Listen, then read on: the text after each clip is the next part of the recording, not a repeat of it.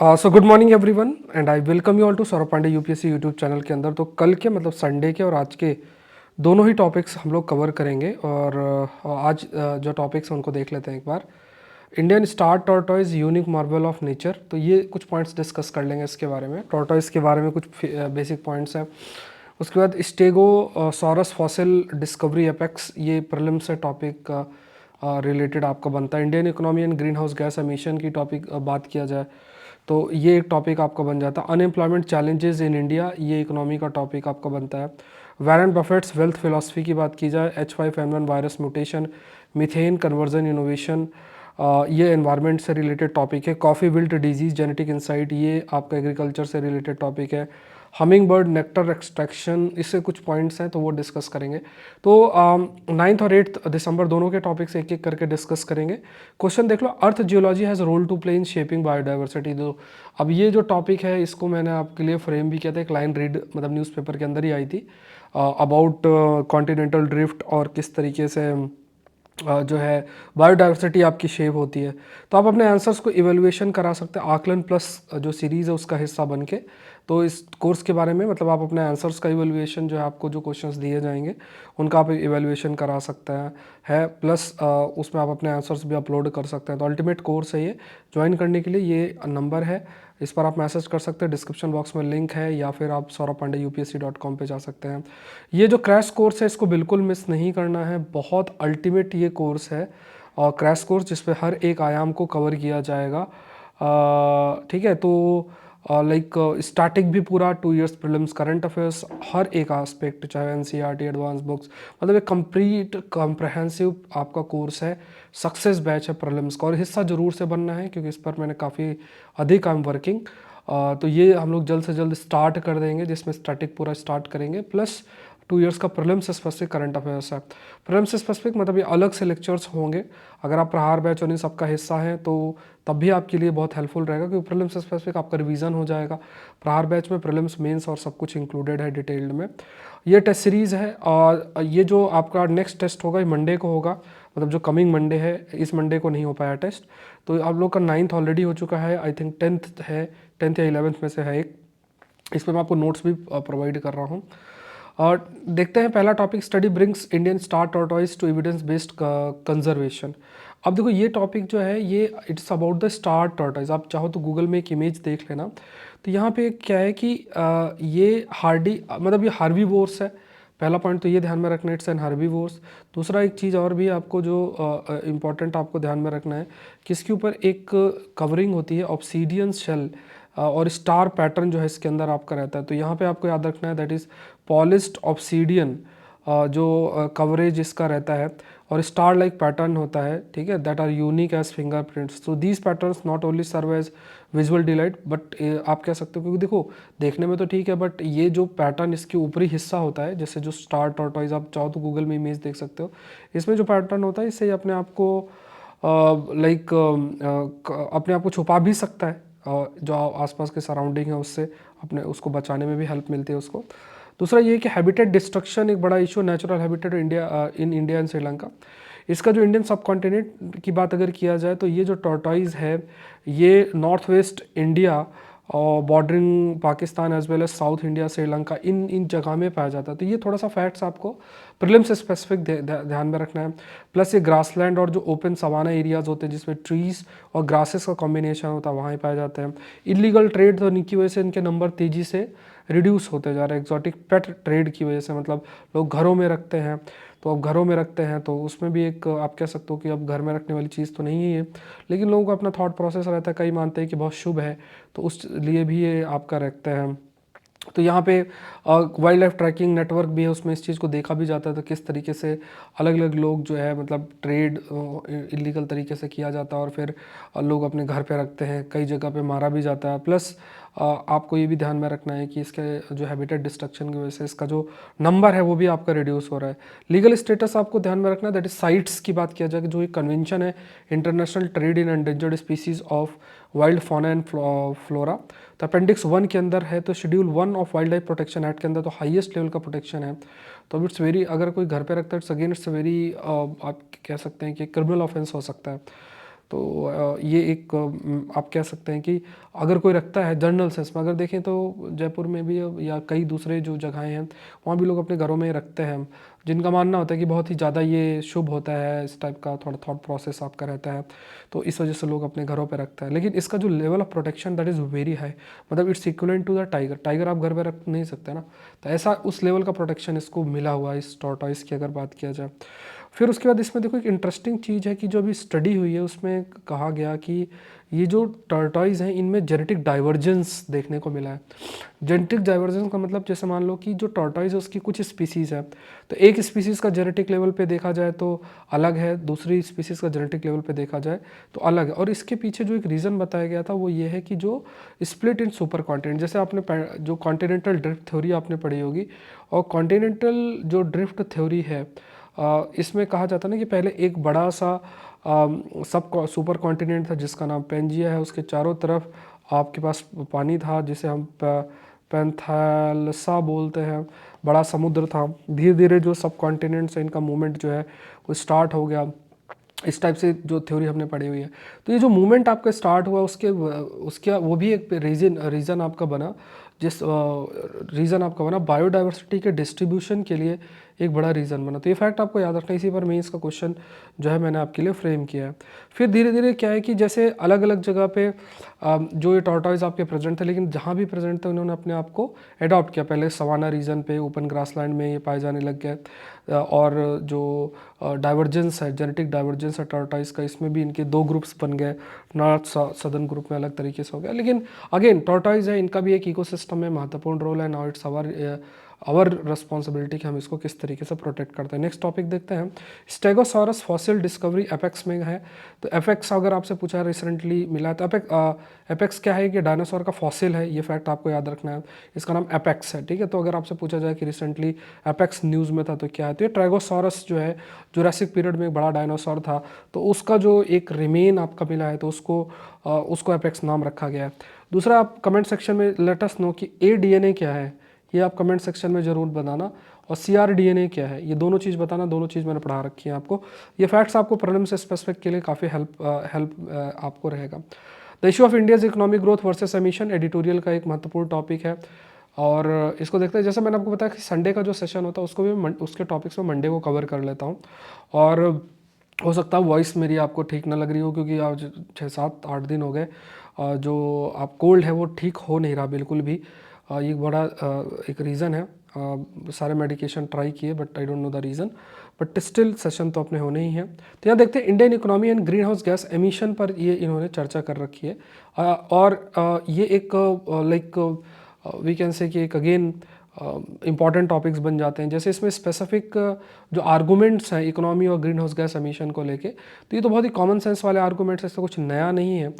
लेकिन यहाँ पे क्या है कि थोड़ा सा मैंने आर्टिकल फॉर्मेट में इसको एक नया एक्सपेरिमेंट कंटेंट के लिए कर रहा हूँ, कि आपको कई टॉपिक्स ऐसे होते हैं ना कि रीडिंग आपको पूरी करनी होती है, तो उस फॉर्मेट में मैं करने का प्रयास कर रहा हूँ। थोड़ा सा एक्सपेरिमेंट कंटेंट देने में करना पड़ता है कि क्या बेस्ट आपके लिए किस चीज़ के लिए हो सकता है।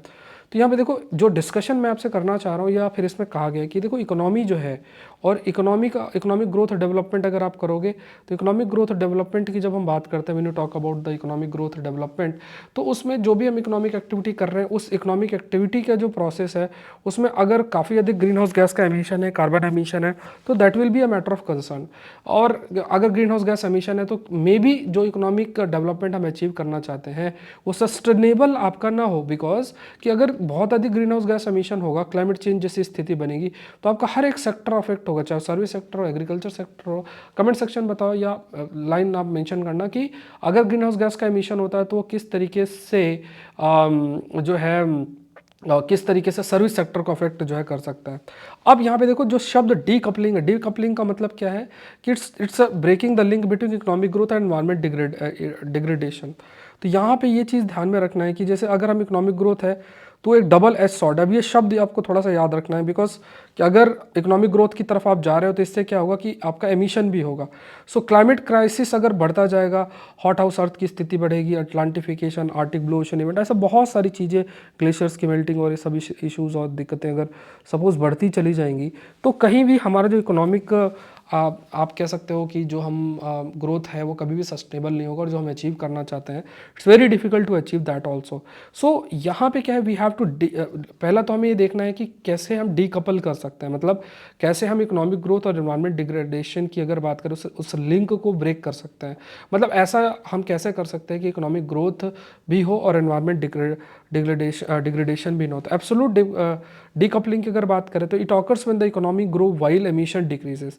तो डीकपलिंग तब होगा जब इकोनॉमी भी ग्रो हो रही है, मतलब एब्सोल्यूट डीकपलिंग। मतलब हम डीकपलिंग में क्या करना चाह रहे हैं, अब देखो मान लो आपके क्वेश्चन में डीकपलिंग शब्द का चयन कर लिया गया और डीकपलिंग शब्द जो है इकोनॉमिक ग्रोथ के कंटेक्स्ट में है, तो हो सकता है आप उस चीज़ को समझ ना पाए और आप लिख ना पाए और उसमें आपको नंबर ना मिले। तो यहाँ पे आपको ध्यान में रखना है डीकपलिंग मतलब जब एब्सोल्यूट मतलब एकदम से डीकपलिंग करनी है तो we have to move towards achieving economic growth और डेवलपमेंट जहाँ पे एमिशन भी डिक्रीज हो। तो ये हमें काफ़ी सारी चीज़ों पे चीज़ें करके हम कर सकते हैं, चाहे वो एनर्जी ट्रांजिशन की तरफ हो, टेक्नोलॉजी जो है अडॉप्टेशन की बात करें उस पर हो।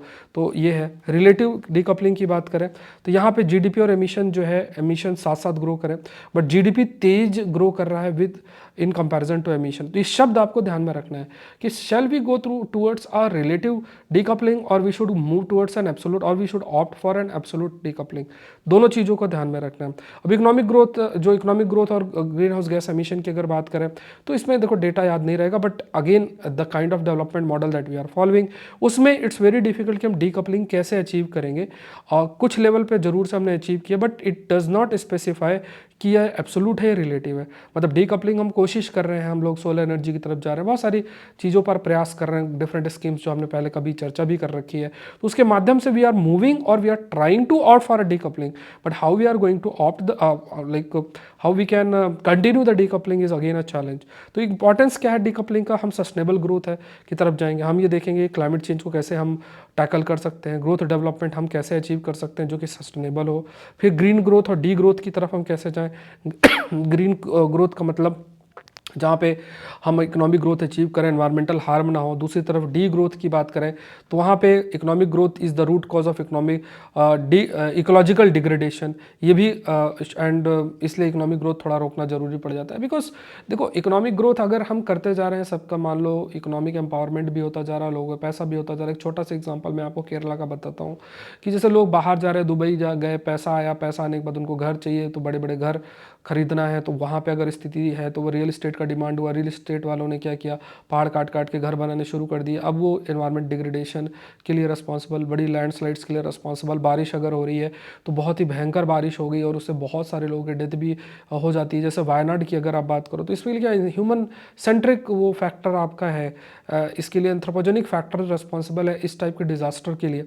तो ये भी एक बिलीफ रहता है कि अगर हम ग्रोथ अचीव करना चाहते हैं तो वो किस तरीके से करते हैं, और अगर उस ग्रोथ की वजह से इकोलॉजी अफेक्ट होती है तो उसको कैसे रोका, उसको ध्यान में जो है हमें रखना है। तो यहाँ पे सेक्टर वाइज एनालिसिस हमें देखना है कि एग्रीकल्चर मैन्युफैक्चरिंग सेक्टर दोनों में किस तरीके से है, उसके हिसाब से हमें कदम उठाना है। चैलेंजेस आगे हैं तो उस चैलेंजेस को मीट करने के लिए हमें कोशिश करनी है, ऐसे प्रयास करने की कि इकोनॉमिक ग्रोथ अचीव करें, प्लस साथ में जो इकोलॉजी है उसको भी हम प्रोटेक्ट कर सकें।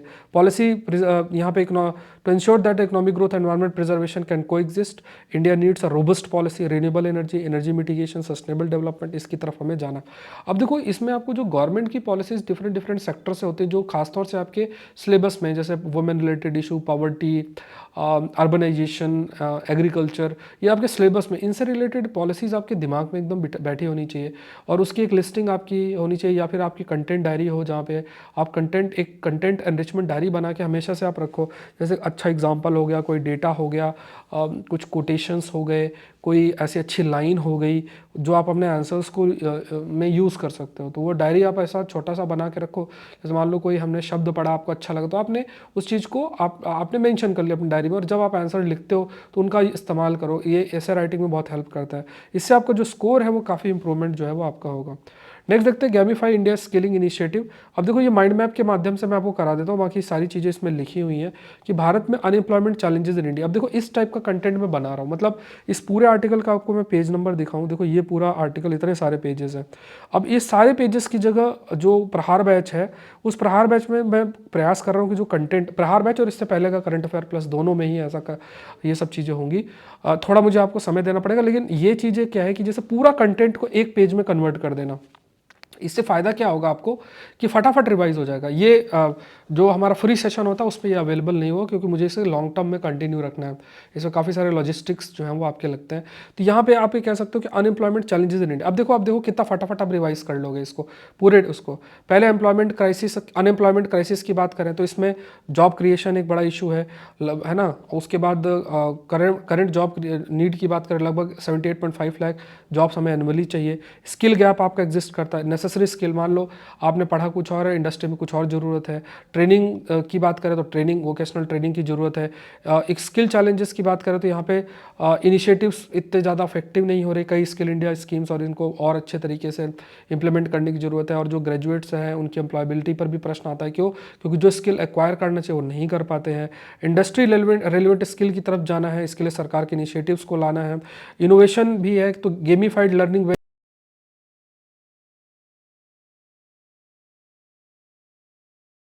लेवल पे है। अगर देखा जाए तो जैसे नए नए एरियाज़ भी आ रहे हैं, चाहे वो ऑनलाइन गेमिंग्स और इन सबसे रिलेटेड, बट जो टेक्नोलॉजी इनसे जनरेट हो रही है उनका भी इस्तेमाल करके, जैसे एक एनवायरनमेंट आर्टिफिशियल क्रिएट करके प्रॉपर ट्रेनिंग और स्किल जो है वो इन्हांस कराया जा सकता है।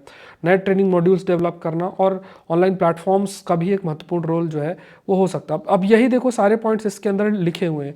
स्किलिंग चैलेंजेस क्या है, वोकेशनल ट्रेनिंग की बात की गई है।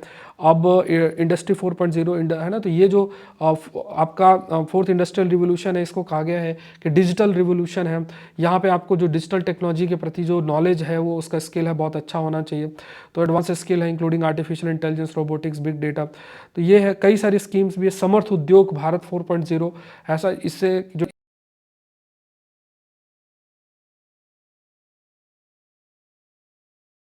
अगर कोई भी इंडस्ट्री है उसका ट्रांसफर सकता है जब उसमें एक हाईली ट्रेंड ह्यूमन कैपिटल आपका प्रेजेंट हो, ह्यूमन रिसोर्स आपका प्रेजेंट हो। फिर इसके बाद गेमिफाइड लर्निंग का है, तो यहाँ पे गेम एलिमेंट्स जो है स्किल ट्रेनिंग के अंदर कैसे हम लेकर आ सकते हैं, और जो भी ट्रेनिंग प्रोवाइड कर उसे कैसे इंजॉयबल बना सकते हैं। तो ये गेमिफाइड लर्निंग इसे कहा जाता है, जिसमें गेम मैकेनिक्स और जो भी डिफरेंट डिफरेंट आप कह सकते हो टास्क दिए जाते हैं, उस बेसिस में जो भी ट्रेनर है वो प्रोवाइड करता है, और ट्रेनी उसको सीख कर, एक इंटरेस्ट के साथ सीख कर, और फिर वी कैन से कि वो जो स्किल है वो एक्वायर करता है। एक सिमुलेशन बेस्ड जो है, जहाँ पे कंट्रोल्ड एनवायरनमेंट में सारी जो प्रैक्टिसेस हैं वो आपकी रहती हैं। तो ये सब है। उसके बाद हमें ट्रेनिंग को और कस्टमाइज़ करना है, रियल वर्ल्ड एप्लीकेशन की तरफ जाना है। स्वयं और स्किल इंडिया जो डिजिटल हब जैसे जो प्लेटफॉर्म्स आप कह सकते हैं, इनका एक महत्वपूर्ण रोल हो सकता है। स्वयं के अंदर लगभग 4000 कोर्सेस हैं, कई सारे ऐसे जो कोर्सेस और ये सब चीज़ें जो अवेलेबल हैं, इनको हम किस तरीके से यूज़ कर सकते हैं, सभी तक रीच वो कैसे कर सकते हैं, और इसके माध्यम से आगे का ग्रोथ डेवलपमेंट जो है वो डिसाइड आपका हो सकता है, स्किल जो है वो मिल सके। नेक्स्ट देखते हैं, अनइक्वल सोसाइटी की बात की गई। ये बहुत महत्वपूर्ण टॉपिक जीएस पेपर 1 मेंस के लिए है। अब इसमें देखो, इसमें वॉरेन बफेट है, उनका जो नेट वर्थ है वो लगभग काफ़ी है, $121 बिलियन, और अपना काफ़ी सारा वेल्थ वो देना चाहते हैं। कई फाउंडेशन को उन्होंने डोनेट भी किया है। तो wealth as a tool for equal opportunity, ये भी कहा गया है। मतलब जैसे कुछ ही लोग अगर अर्निंग करते जाए तो इससे क्या होगा, वेल्थ कंसंट्रेशन होगा। अब उस वेल्थ कंसंट्रेशन से वेल्थ इनइक्वालिटी अगर